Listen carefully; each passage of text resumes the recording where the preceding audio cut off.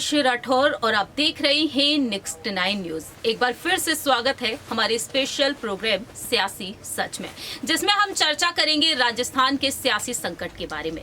ये बात आप बखूबी जानते हैं कि राजस्थान में इस वक्त कांग्रेस की सरकार सत्ता में है, लेकिन अब ये सरकार आने वाले समय में सत्ता में रहेगी या फिर चली जाएगी, क्या या फिर यहाँ पर रिपीट होती हुई देखी जाएगी, इस पर सभी की नजरें टिकी हुई हैं। क्योंकि साल 2023 में यानी कि इसी साल राजस्थान में विधानसभा चुनाव होने को जा रहे हैं। जैसे जैसे चुनाव नजदीक आ रहे हैं वैसे वैसे ही यहाँ पर हलचल तेज होती जा रही है, क्योंकि भारतीय जनता पार्टी का यही दावा है कि पीएम नरेंद्र मोदी के चेहरे पर ये चुनाव लड़े जाएंगे। लेकिन सीएम फेस यहाँ पर किसका होगा, यहाँ पर आखिरकार सीएम फेस की लिए किसे आगे किया जाएगा, इस पर भी सस्पेंस बरकरार है। लेकिन कांग्रेस की तरफ से बार बार यहाँ पर वही अंदरूनी कलह जो जग जाहिर हो चुकी है वो देखने को मिल रही है।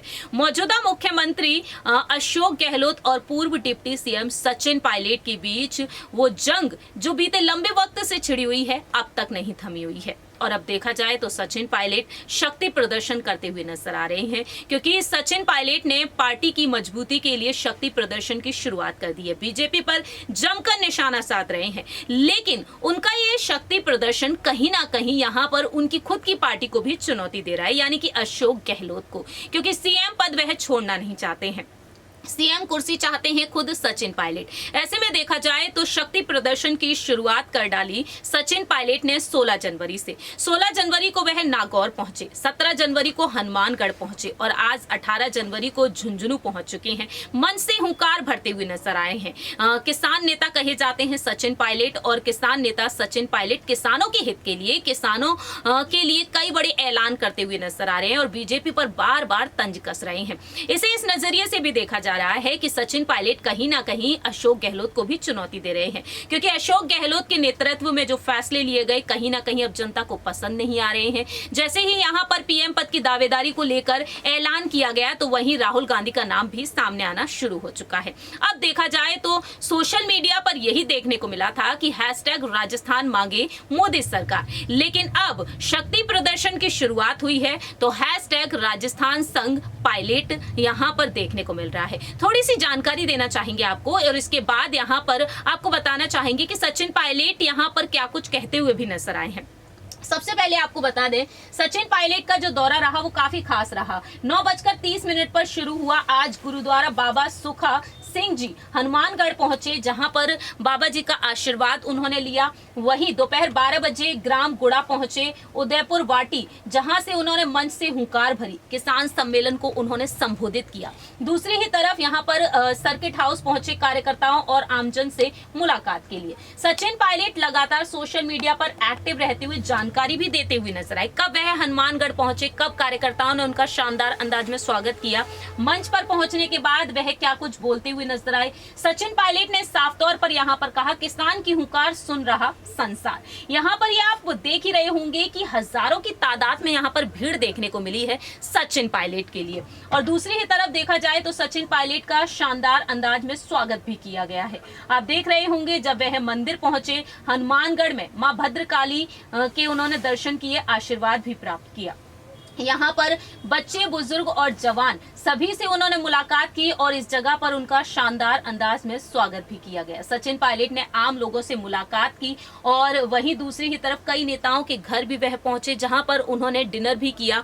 ये तमाम चीजें सामने आई हैं। सुबह हनुमानगढ़ में गुरुद्वारा शहीद बाबा सुखा सिंह मेहताब सिंह जी में मत्था टेका और उनसे आशीर्वाद भी लिया।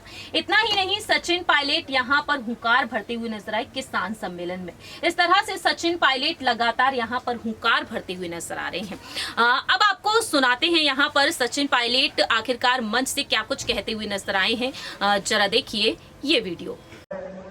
ऐतिहासिक मिट्टी है, यहाँ पर जब मुझे आने का मौका मिला है, आप सबने अपार स्नेह और प्रेम दिया है, मैं आप सबका कायल रहूंगा।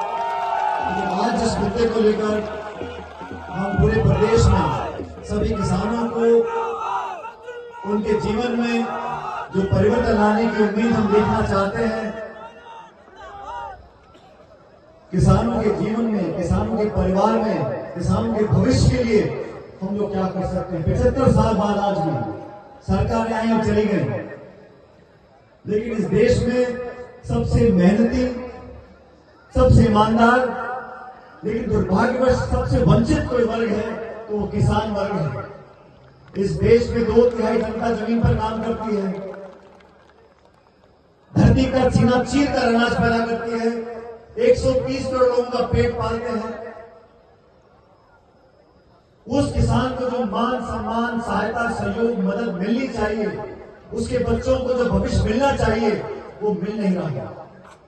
और मैं सवाल पूछना चाहता हूं, जैसा कि आप सभी ने देखा जाना इस वीडियो के जरिए, और साथ ही साथ यहाँ पर देखा जाए तो सचिन पायलट ने किसानों को लेकर भी तमाम बातें कही। सचिन पायलट साफ तौर पर कहते हुए नजर आए हैं कि राहुल गांधी जी ने मोर्चा खोल रखा है। राहुल गांधी जी ने यहाँ पर केंद्र से, सत्ता से बीजेपी को हटाने के लिए यहाँ पर एक मोर्चा खोल दिया है। पीएम पद की दावेदारी के लिए सचिन पायलट यहाँ पर आगे होते हुए नजर आ रहे हैं। अब देखना यही दिलचस्प होने वाला है कि सचिन पायलट यहाँ पर किस तरीके से हुंकार भरते हुए नजर आएंगे। थोड़ा सा आपको यहाँ पर जानकारी देना चाहेंगे कि आखिरकार हमारे सहयोगी ने क्या कुछ कहा है। क्या वाकई में सचिन पायलट की ये चुनौती यहाँ पर अशोक गहलोत को पछाड़ सकती है? जरा देखिए ये रिपोर्ट। जैसा कि हमने आपको बताया ही कि झुंझुनू में किस तरीके से सचिन पायलट हुंकार भरते हुए नजर आए। अब सचिन पायलट का ये शक्ति प्रदर्शन कहीं ना कहीं सीएम अशोक गहलोत के लिए एक बेहद बड़ी चुनौती भी बन चुका है। राय यहाँ पर लेना चाहेंगे कशिश से कि आखिरकार उनका क्या कुछ कहना है। क्या वाकई में यहाँ पर सीएम पद अब छिन सकता है यहाँ पर अशोक गहलोत से, जिस तरीके से सचिन पायलट ने शक्ति प्रदर्शन की शुरुआत की है? क्योंकि उन्होंने शक्ति प्रदर्शन को बीजेपी के खिलाफ किया है, लेकिन कहीं ना कहीं इसे एंगल दे दिया गया है कि अशोक गहलोत की मुश्किलें बढ़ा सकता है वाकई में।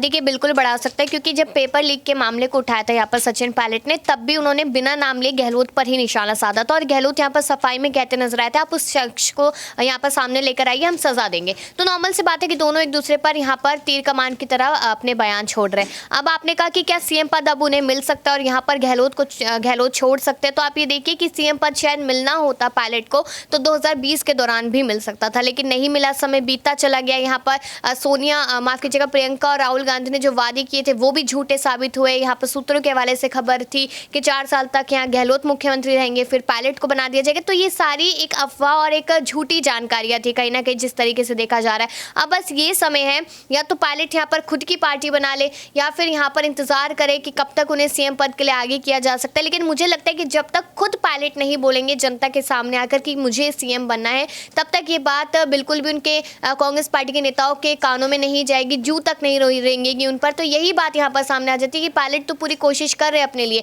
लेकिन यहाँ पर कांग्रेस पार्टी आखिरकार क्यों उन्हें नजरअंदाज कर रही है।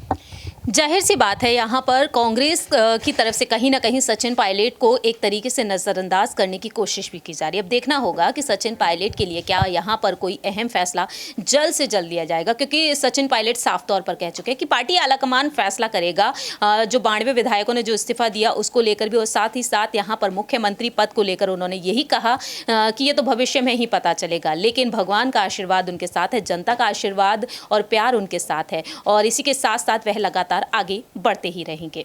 जैसा कि आप सभी ने देखा जाना इस रिपोर्ट के जरिए कि आखिरकार सचिन पायलट किस तरीके से अब एक बेहद बड़ी मुसीबत बन चुके हैं अशोक गहलोत के लिए। आपकी क्या कुछ राय प्रतिक्रिया है? क्या वाकई में सचिन पायलट को मुख्यमंत्री पद के लिए आगे किया जाना चाहिए? अगर आगे किया जाते हैं तो क्या वाकई में सचिन पायलट राजस्थान के लोकप्रिय मुख्यमंत्री बन सकते हैं? या बता सकते हैं कॉमेंट सेक्शन में। तब तक के लिए आप देखते रहिए नेक्स्ट 9 न्यूज।